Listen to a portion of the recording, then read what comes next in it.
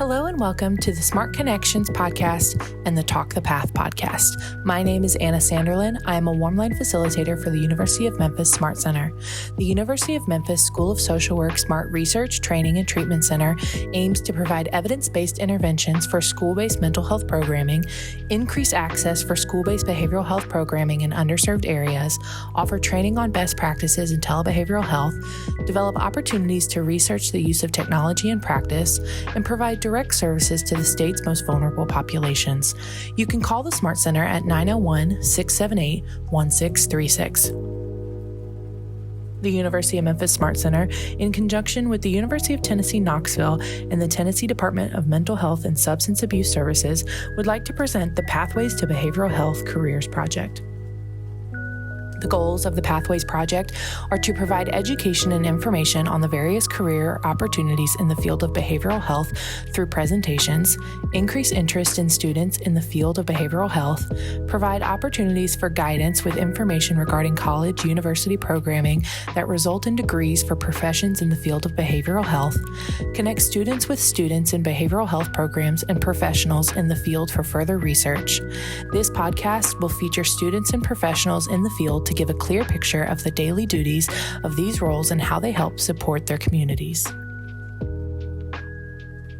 My name is Dr. Bob DuBois. I am a senior lecturer.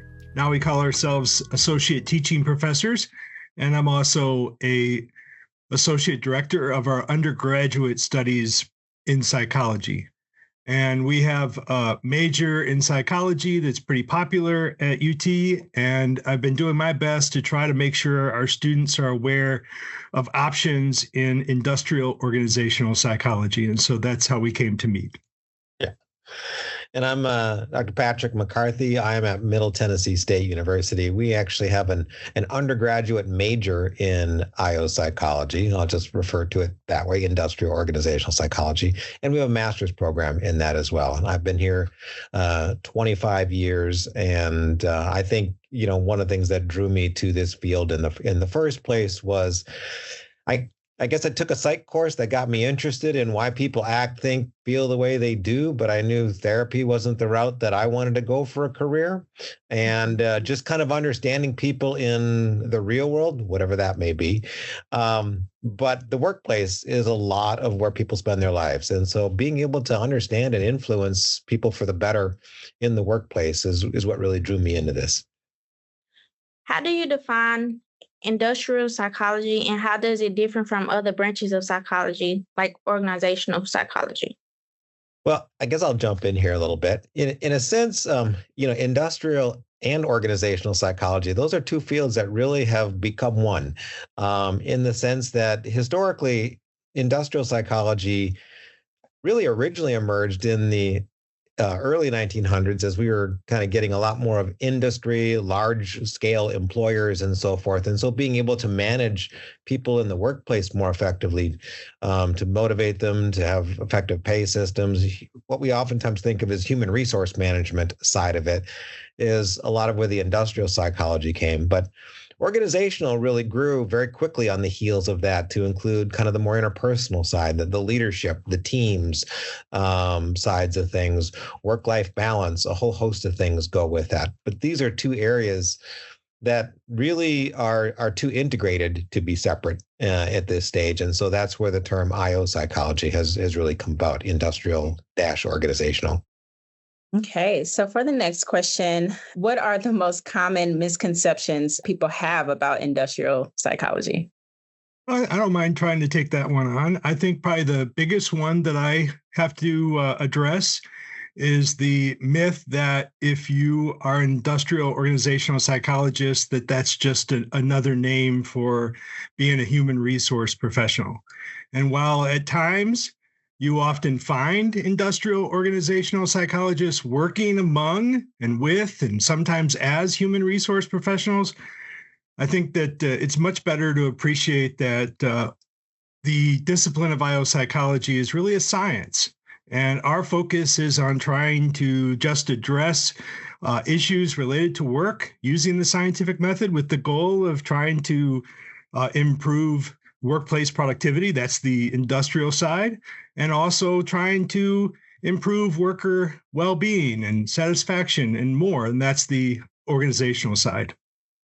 It's so interesting that you mentioned that because before the podcast, I was doing a little bit more research on industrial psychology because I wasn't too familiar with it myself. And that's actually the first thing that popped up, the relation to HR as if it was kind of one big lump sum. So I'm glad that you kind of pointed that out. Industrial psychology is often connected to improving workplace environments. What do you think are the most pressing issues in today's work environments that industrial psychologists should be addressing? Wow, that's a big one these days. I think there's a lot of directions that either one of us can take. And I hope Dr. Bob jumps in on this too. But,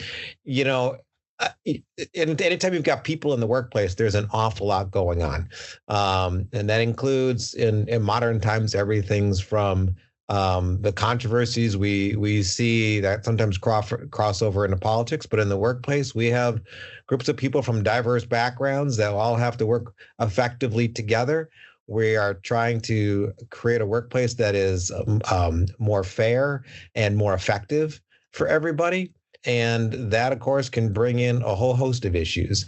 We've got all kinds of other modern issues coming into play. AI is become a major decision-making tool, and how do we do that in a workplace is sort of a growing area. But there is so much, approaches to be more effective leadership. There is so much that can include. Let me pause there and let Dr. Bob jump in with his additional thoughts. Sure. So one of the things that I am always trying to make sure my students appreciate is we often see big overarching changes in how we do things as a result of younger generations kind of entering a field.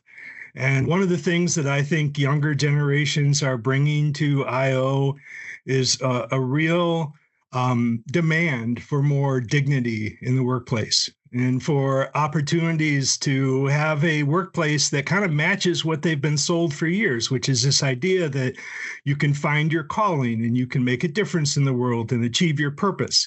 And so now that we've got a whole new generation of young people eager to fulfill their purpose and to make a difference in the world, I look forward to some of the things that they are going to bring to IO.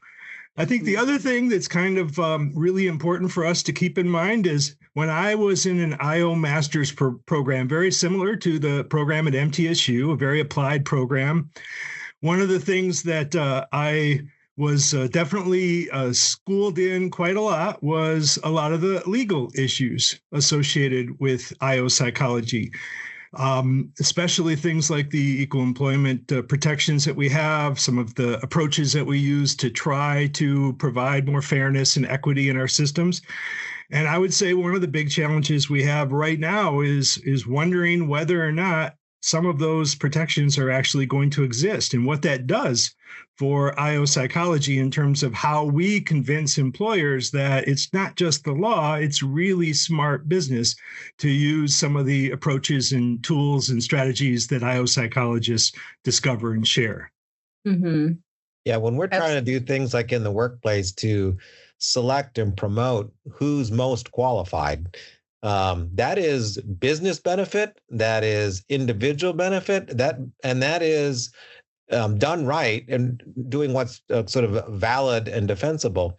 That's a win-win all the way around. And sometimes things get sort of framed as if they're trying to do a workaround on that. And that is not what IO is all about. IO is all about trying to do this in such a way that equal opportunity means that the most talented get a chance to pursue that, and that the business benefits from that on the backside of it.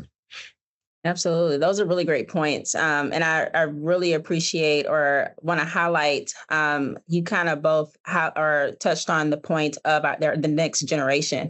And so with all of the intricacies and all of the decisions that go into what you guys do, just kind of making it a point to acknowledge those coming up after, I would even say after us, or the next gen, and letting them know that these things are here to benefit them. Like you said, said, Dr. Bob, to find their purpose and all of these different things.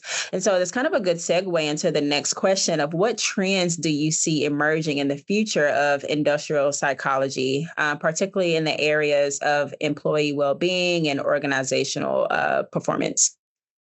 Well, certainly, yeah, in the area of well-being, we started to address some of these things as well, but that includes everything from even areas like occupational wellness, safety and wellness comes into play. I think there's been an increasing focus in the field on helping people both in terms of dealing with everything from stress to their satisfaction with their job and their workplace experience, and kind of the management systems that they're under that bring out the best in everyone. Because ultimately what this is about is not trying to squeeze more out of everyone. If you have people who are well managed, highly motivated, interested in what they're doing, they're going to be performing better, have better attitudes, be more committed, and the organization is going to benefit from that. And so trying to take that well-rounded approach, I think, is what this field is all about. Absolutely. I think another big trend is the need for everyone to play an important role in trying to make sure that we all are attending to information that's supported by evidence. And so and it's always been something that's really been important, but now that we're really dealing with the power of social media to spread misinformation, sometimes disinformation, and just the usual flaws in human judgment that we all learn when we really appreciate human behavior. I think it's important for us to, beginning with the programs that we offer at our universities, especially in IO, that we really help people become equipped with the tools to think critically in a environment where there might be others actively trying to undermine your work in that area. Yeah, absolutely.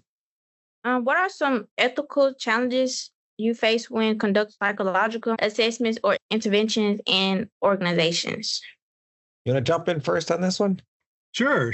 I would say one of the biggest things is, we all have our own kind of opinions about things. And no matter what you do, what we understand about human differences and everything else, there's always going to be some part of what we do that is going to cause others to have questions and doubts about its appropriateness. And so when you're working in organizations, I think it's really important that you bring humility, that you truly embrace the scientific method, that you're open to new approaches, new ideas, and that you do a good job of communicating with others what we can learn from the science and what still is unknown. Yeah, and balancing being that evidence-based. Also, you brought in the legal parts earlier, that we have to do what's right and what's legal, and that includes not our responsibility isn't just to the company or just to the manager. It is to the people who work there as well too. And so if we are in situations where perhaps they're pressing in a direction that we view as unethical or crosses some legal boundaries, we have to have the knowledge and the wherewithal to counter that and try and do so in such a way that is hopefully enlightens them on how it's in their best interest as well too, so that essentially we're cooperatively readjusting that. But if we have to stand up more firmly, then we want to be in a position to know when to do that. Mm-hmm. Yeah, and one thing that I would also add too is, and this is something that I kind of dealt with in my career. I had the first half of my life, I was an IO psychologist in a variety of settings, including having my own consulting firm. And especially when you were kind of groomed in the I quite a lot back in the 70s, 80s, it was still a big focus on believing things like the best predictor of future performance is always intelligence, things like that. And so as we've started to see the importance of personality and many, many other characteristics, as well as social cultural forces and challenges that some people uniquely face, one of the things that I've seen is a need for us to think about the people that sometimes get rejected or don't get the news they want as a result of the efforts of IO psychologists. And so that's really what drove me to want to go back, get my PhD, and teach, because there's a lot that IO psychologists can share with undergraduates and more, high school students too, about how to be successful in our markets, in our employment markets, and how to kind of take what we've learned about how to select the very best and how to make them happy, and learn that yourself so that you can be proactive in this market. Because I think the market increasingly requires that of applicants. Yeah. I'll add one other kind of thought on the ethical side of it too, is, oftentimes when I'm working, sometimes, IO psychologists may work within a particular company. And then in my case, I also work sort of as a consultant. So I work for several different companies, but I have to kind of earn their trust along the way, because oftentimes if I'm going in and I'm having to work with employees to size up what is the current situation, what are the strengths, what are the needs for change, and how do we get there? They need to trust me, and I have to make sure that trust is earned and doesn't end up coming back to make things worse for them. So sometimes there are confidentialities and very sensitive information that I have a great responsibility to uphold along the way. Mm-hmm. Absolutely. And for the next question, maybe you guys have a specific situation or was maybe able to witness something, of course, without breaking confidentiality, but you both kind of touched on this a little bit. What are, like in your experience, what are some of the most challenging aspects of applying psychological principles to a corporate environment? Because I know you both have experience in that area. So just wanting to pick your brains a little bit. Yeah. To me, I would say sometimes it takes a time for you to really appreciate what might work and what might be the best solutions for problems you're tackling. And science, as we know, sometimes moves fairly slowly. But when you're in an organization, they often need to make decisions very quickly with sometimes not all the right information, sometimes in circumstances that don't give you a lot of the deep work time to think. And so sometimes you really have to know how to communicate and kind of get comfortable with in that kind of setting. Yeah. I also say, even if you're just trying to make some self-improvements, it can be tough to learn how to give up your old habits and embrace the new ones, and then get the new ones to take root. Multiply that by 50 people, 100 people, or 1,000 people, all of whom may have varying degrees of support of the idea or not, and having to coordinate it all and get that support. There's a lot of moving parts. So even though that's actually sort of I think the interesting part of the challenge, the scientific principles that we're using and the expertise that we're applying is all, very grounded. But the situation we're applying it to is unique. And so being able to take that expertise and take this unique situation and figuring out, how do I apply this to, and it's changing even as you're doing it, because people don't sit still. But that's actually, I think, one of the really interesting things about it, because it's never the same thing twice, even if I'm working on the same topic area. Yeah. Sounds like a lot of flexibility is needed. Being able to work on your feet, being able to accommodate with the specific situation you're dealing with. It, like you mentioned, it's just a lot of different parts for sure. Yeah. What do you think are the most important qualities for someone working in industrial psychology to possess? Wow, that's a tough one, because there's so many different settings and kinds of things that somebody in IO psychology could do. So I was going to say you got to be really comfortable, for example, with project work, where the focus of what you're doing in IO could vary widely across your career, depending on what's happening in the organizations you're working with, as well as in the culture around us and more. But you could be lucky and get into a path where you don't experience that, where you have a lot of stability and you get to just become a specialist or an expert on one particular topic across your life. So I think going back to what Dr. McCarthy said, trust is probably the greatest asset you could bring. Trust that you are competent, that you're reliable and conscientious, all those things that we look for in our employees, and that you also are, I think, one of the most important, keeping up with the science, keeping up with the field, consulting with others so that you are ultimately providing the best service you can. Yeah, and the field is so diverse. People have a lot of room to find their niche. Some of it, if somebody it's a data-based field overall.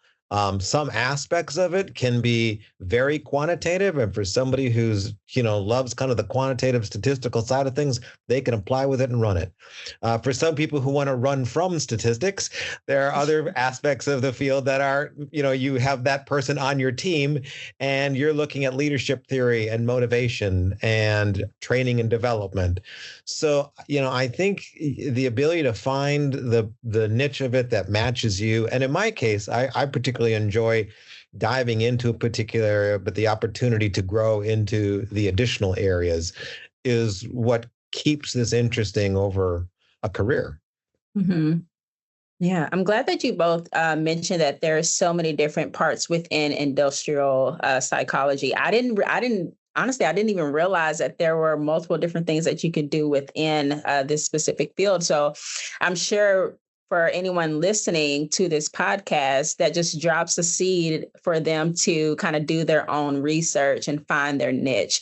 That is at least our hope for having you both on today, is that it kind of sparks something or some interest in our listeners to see what's out there and what's available for them. Yeah. And so let me plant a seed on that a little bit too. It is one of the fastest growing fields in the country. So if somebody has not heard this and it sounds obscure, the good news is there are very much job opportunities, career opportunities out there. The Department of Labor has listed it as one of the fastest growing occupations in the country for several years now. And from an impact side of it, you talked about having a purpose of making an impact. If you realize, if you take out the amount of time we spend sleeping, which probably isn't nearly enough, the rest of your life, how much of that is spent at work or affected by what happened at work? Mm-hmm. And if we can make a positive impact on people's experience at work, we have an opportunity to make a huge impact on their lives overall. And so from the point of view of if you want to be in a field that makes a difference, this one absolutely does. Mm-hmm. Yeah, and I would argue for a person going into IO psychology, not only are you going to set yourself up to have a really productive, hopefully satisfying career, but everything you learn is going to help you know how to manage the workplace, your experiences through the workplace, and hopefully keep you surviving and growing and thriving as you experience the very same changes over time that everyone else does. And there are things that are going to help you beyond just the workplace. There's some aspects of it. How do you do conflict resolution more effectively? Well, that's going to help in your personal relationships, for that matter, right? Motivation. There's a lot of these aspects of it are not limited to the workplace or to even IO. They can affect our lives more generally. Mm-hmm. Again, you guys are kind of bleeding into the next question. I love that. I do want to see, is there any additional insight or things that you would say or advice you would offer for anyone to help them get started, or those who are interested in pursuing a career in industrial psychology? Well, if you're blessed, like the students at MTSU, to have the option for not only a class like we offer, but undergraduate major or concentration, that would be awesome, because that would certainly prepare you to excel in graduate school. But I would think if you don't have that, I would challenge you to work with what your university does offer, whether it be an independent study or something that you can do to expose yourself to this field, because it still blows my mind that, I got my master's degree 4 decades ago. And yet there are still lots of people surprised when I tell them about the field. And yet I've had a wonderful career since I graduated 4 decades ago. Every single student that was in the program I went to continues to get jobs. And I know that's the case at MTSU. So unlike some programs where you worry, IO folks tend to get hired, and they tend to have really good careers. Yeah. Yeah, I'd say, sometimes within the field of psychology, if you're coming out as an undergrad, it can be a little unclear where you're going to go. This is actually one of those where you can go into the workforce or pick up a master's degree and do really well. Our master's degree typically is 100% placement rate into good career relevant jobs. So, I agree with the advice of if you're able to pick up a course related to it, that at least gets you kind of the opening exposure of what this field has to offer. And if you can't, then trying to do a little bit of research on your own or talk to somebody who is in the field. And I have people who reach out to me who aren't even here, but they're once in a while somebody is doing a little exploration of the field and somehow they find my name and contact information along the way, and I'll have that conversation. And you can find whoever is convenient to you to have that conversation. Mm-hmm. And just out of curiosity, with your classes or that department, are internships a requirement or is it just optional? And if so, would you recommend students getting some type of internship experience while they're in either undergrad or in their master's degree? Well, with our undergrad, it's optional, and we certainly encourage it. I think it's always beneficial to be able to kind of see it in action, and that could be, either in IO psychology or human resources. It's close enough related to be of value that way. With our master's program, they all do internships, Okay. And in fact, we have them do more than just internships. We have a variety of several of our graduate courses. They're actually working with real world clients on real world projects as part of the course. They're basically a consulting team for a real world organization. And that could vary anywhere from a nonprofit agency in Nashville to the world headquarters of FedEx. So lots of opportunities. It's a hands-on field. So we really try and get our students hands-on experience during the education. For the undergraduates, that's not required because it's more limited range of opportunities there, but there are significant opportunities for the undergraduates if they go looking for them. What is the most rewarding aspect of your work in industrial psychology? I would say for me, it's knowing that you're making a positive impact, not just in an organization, but in people's lives. Yep. And I've seen that, watching people get promotions that they've earned, watching people move into leadership, watching leaders be successful, watching people become more motivated for the work that they're doing. So all those things, I think, give me joy, because anything that will help other people kind of have the best life they can have, certainly, if that can be my career, that is awesome. Yeah, I have to agree. It sounds a bit idealistic, but it is so very true. You make it a huge positive impact on their lives, and sometimes you get that feedback. You see it, and it's really rewarding. If somebody's been able to, we've improved the opportunity for either getting good jobs or good employees, or taking a workplace that might have been struggling. And now it is a much healthier, more positive workplace where people are really able to thrive. And the impact that can, because if you think about either the best place you've ever worked and why that's true, or the worst place you've ever worked and why that's true, both of those are IO psychology in action. We're just trying to improve. We're trying to get more of the former and fix the latter. Absolutely. Well, approaching our last question, what do you hope the field of industrial psychology will look like in 10 to 20 years? And kind of a second part to that question, how do you envision the impact it will have on the workforce? That is really difficult because so much has changed in the last 10 to 20 years. But I would say just that we continue to see the arc bending toward justice. We continue to see the arc bending toward people who have the right knowledge, skills, abilities, and other characteristics getting opportunities to use those skills and those resources in a environment that they love and make a difference in the lives of others.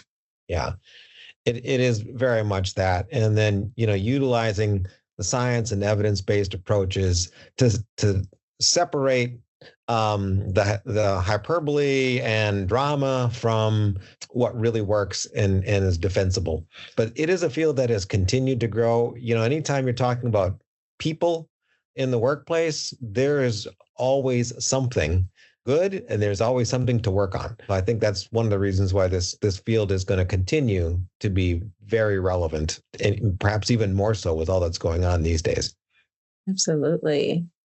This has been such a great podcast or conversation with the both of you. So much that I have learned personally, but also about the field as it pertains to the industrial psychology profession that you both are in. So I really do appreciate all of the beautiful insight and the advice that you've given to our next gen or those interested in wanting to know more about this field. Hopefully, I'm sure we've been able to maybe scratch that itch or just answer a few questions that people may have had prior to listening to this conversation. So again, we really do thank you for hopping on this call and sharing just your experience and what you have to offer. So is there any last things that either one of you would like to share before we end our time here?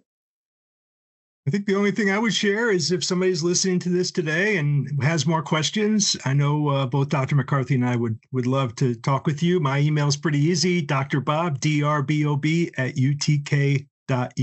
Be happy to talk to someone. Totally agree. And mine is patrick.mccarthy@mtsu.edu. It's a very rewarding field, and I'd be very happy to connect with anyone who wants to explore it. Thank you so much for tuning in to listen to our podcast, brought to you by the Smart Connections podcast from the Smart Center at the University of Memphis, as well as the Pathways to Behavioral Health Careers Project. If you or anyone you know needs any information from the Smart Center, please contact us at 901-678-1636 or email us at smartcenter@memphis.edu. You can also learn more about us at our website, memphis.edu/smartcenter.